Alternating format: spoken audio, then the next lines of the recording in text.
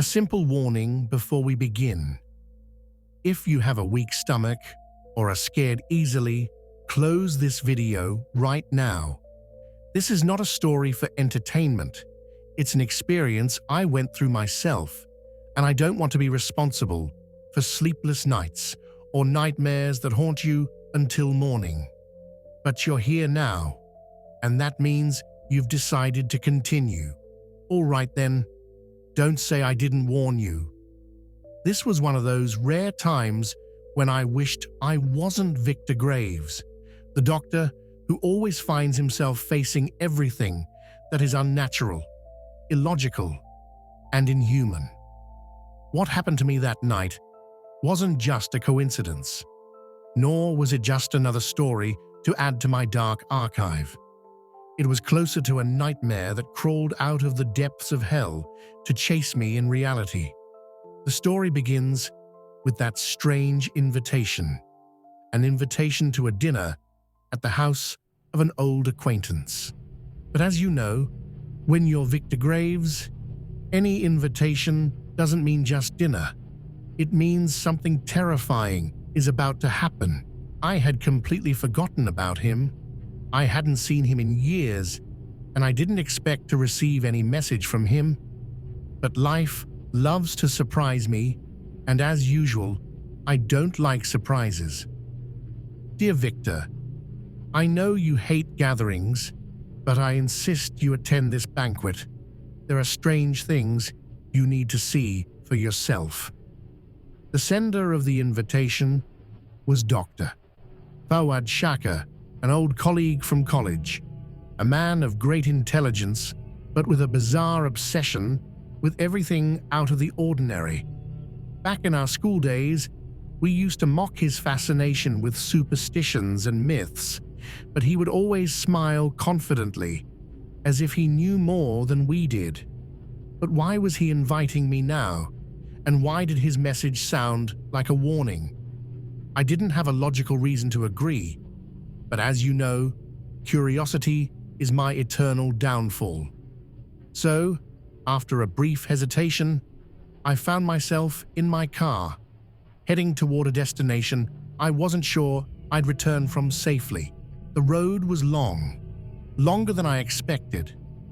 I was driving through a remote area on the outskirts of Ravenwood, where there was nothing but eerie silence and a narrow road swallowed by darkness. The lights in my car barely pierced the gloom, and the further I drove, the more uncomfortable I felt, as if I was walking into a trap I couldn't escape from.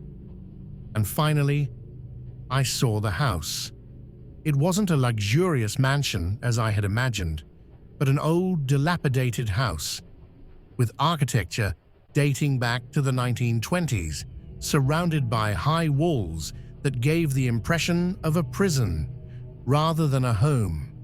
Why would anyone choose to live here? I parked my car in front of the massive gate, which slowly opened as if it hadn't been touched in years. There was no guard, no sound, no movement, just a cold breeze that seeped into my bones as if I had entered another dimension.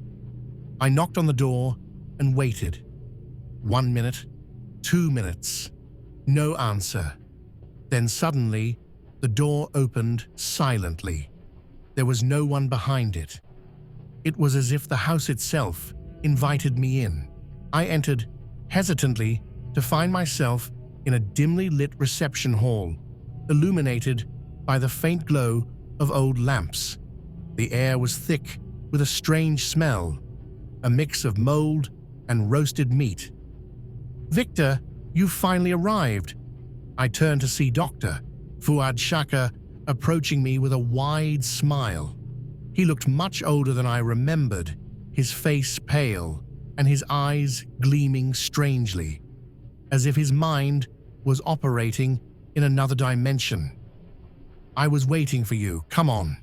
Everyone is waiting for you in the dining room." Everyone.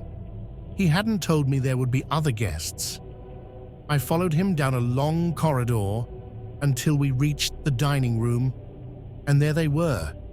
They were seated around a long table, their faces strange, extremely pale, their eyes shining unnaturally under the dim light. Not one of them spoke. They just stared at me as a hunter would stare at prey. "Please, take a seat, Victor." I sat down, even though every cell in my body screamed at me to run away. And then the dinner began. The food was laid out in front of me. Various dishes emitting a strong aroma of heavy spices, but they weren't appetizing. Instead, they were oppressive on my nose, as if trying to mask something else, something darker. I looked around and saw the guests staring at me in eerie silence. No one spoke. No one chewed their food. They just looked and waited. Then I turned to Dr. Fuad, who was still smiling. "Victor, do you know what you're eating?" His question made my stomach tighten. I looked at my plate again, at the scattered pieces of meat. There was nothing suspicious, but my instincts that had never failed me before, were screaming, "This isn't ordinary meat." I picked up the fork, slowly raised it to my mouth, but before I could taste it, I heard a sound, a faint moan, coming from somewhere nearby. I slowly turned my head, trying to locate the source of the sound, and that's when I saw what I'll never forget as long as I live. In the corner of the room, there was a metal cage, and inside it, a man. His body was emaciated, his clothes torn, and his eyes filled with terror. He was trying to scream, but his mouth was sewn shut with thick black threads, as if he were a human doll, tightly sealed. My mind refused to believe what I was seeing, but the truth was right in front of me. I looked at Dr. Fuad, who was still smiling. "You're thinking now, Victor. Thinking about asking me the question you already know the answer to." Then he leaned toward me and whispered in a terrifying voice, "We don't eat animals here, my friend. We eat humans." My breath stopped. I felt sweat pouring down despite the cold enveloping the room. I realized I had gotten myself into something horrifying, but the worst was yet to come. I slowly turned to the guests, those who had sat silently throughout the dinner, watching me like prey about to be slaughtered. And then I saw them clearly. Their mouths were sewn shut, just like the man in the cage. Each of them bore those black stitches, as if their lips had been forced to stay closed. But despite that, they were smiling, a wide, grotesque smile, as if carved onto their faces by force. How could they eat then? How could they talk? How? Then I heard the sound of tearing, the sound of skin splitting open. I looked at the nearest one, an old woman sitting to my right, and saw her mouth opening, not from her lips, but from her neck. Yes, below her chin, layers of skin split open to reveal a wide opening, 2 rows of yellow, sharp teeth, and a long tongue licking her sewn-shut lips. Her hand shook.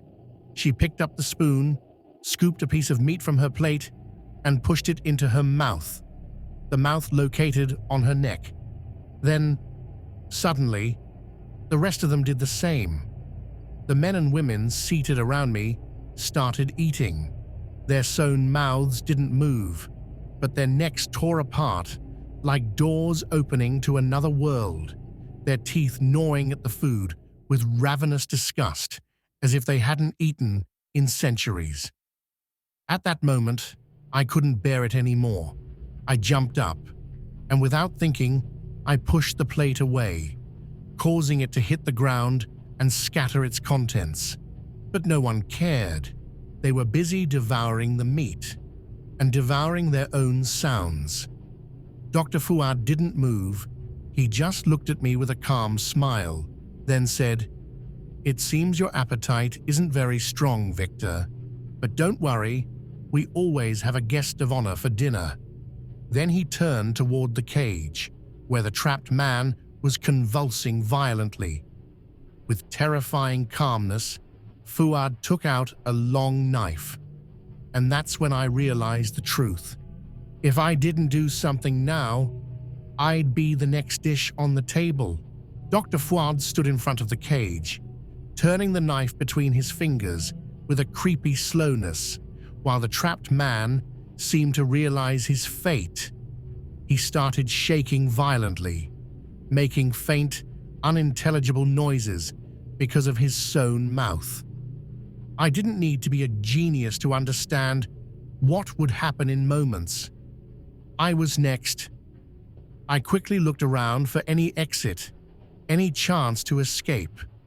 But the room was surrounded by those monstrous guests who continued eating their meal, as if I were just an insignificant shadow. I had only one option.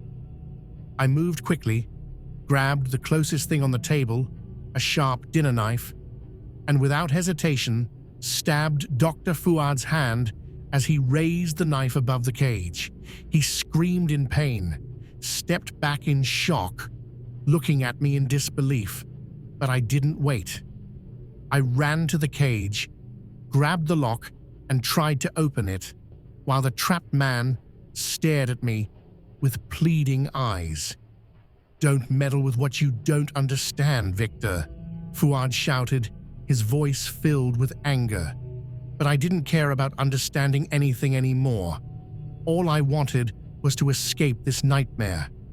Finally, the lock opened. The man collapsed to the ground, his body too weak to stand, but I didn't need him to run, I just needed him as bait.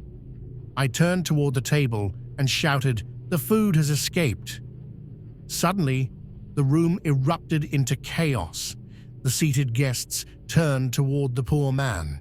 They moved with inhuman speed, their limbs twisted in a terrifying way, crawling toward him as if they were predatory animals. I seized the moment and rushed toward the door. I ran down the long corridor, my legs almost betraying me, but I didn't allow myself to stop. Behind me, I heard the poor man's screams, choke into the sounds of chewing and tearing. But I didn't look back. My only goal now was to get out of this place before they realized there was another guest on the menu. I ran outside, bursting through the front door, gasping for the cold air as if I had been underwater this whole time. The car. I saw it standing in front of me, like a lifebuoy in the middle of a sea of nightmares. I jumped inside, turned the ignition as fast as I could. But it wouldn't start. For God's sake, I turned to the house, and there he was, Dr. Fuad, standing on the threshold, looking at me with the same cold smile. "Do you think you've escaped, Victor?" he said calmly. "You don't understand. No one leaves here without leaving a part of themselves behind." Then slowly, he raised his hand and waved at me with a piece of human flesh. It was still warm, and it belonged to the man I had tried to save.